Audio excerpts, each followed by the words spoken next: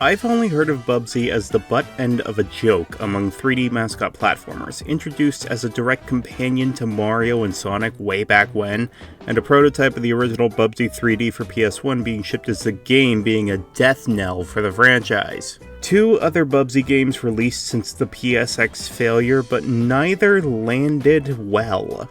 2017's The Woolies Strike Back was filled with self-effacing humor that failed to land worse than my paltry attempts to flirt not like a U-Haul transbian, and 2019's Paws on Fire was just not a great endless runner.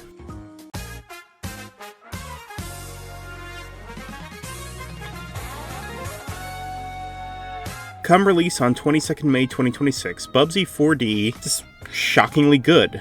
It's a really tight platformer that performs rather well, and while Bubsy is absolutely a has-been, and the game very much acknowledges that, it's really not bad. Not at all. For once, we have a mascot platformer that not only embraces the mechanics of the creature, but one that does it in a mechanically irreverent way.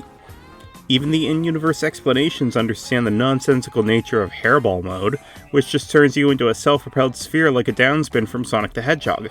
But you have quite a bit more directional control.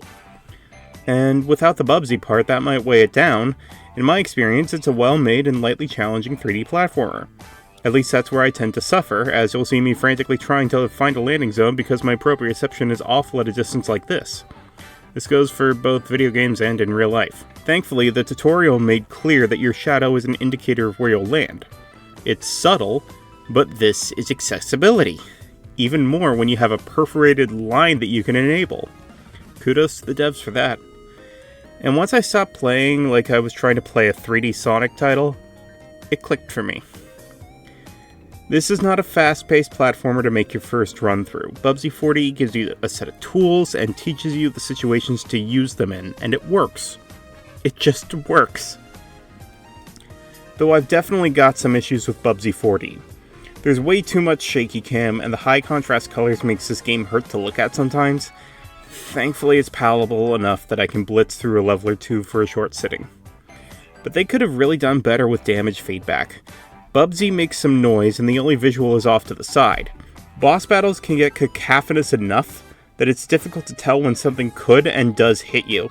This, combined with a flashing effect upon death by electrocution, led to me turning on the invincibility setting for the final boss.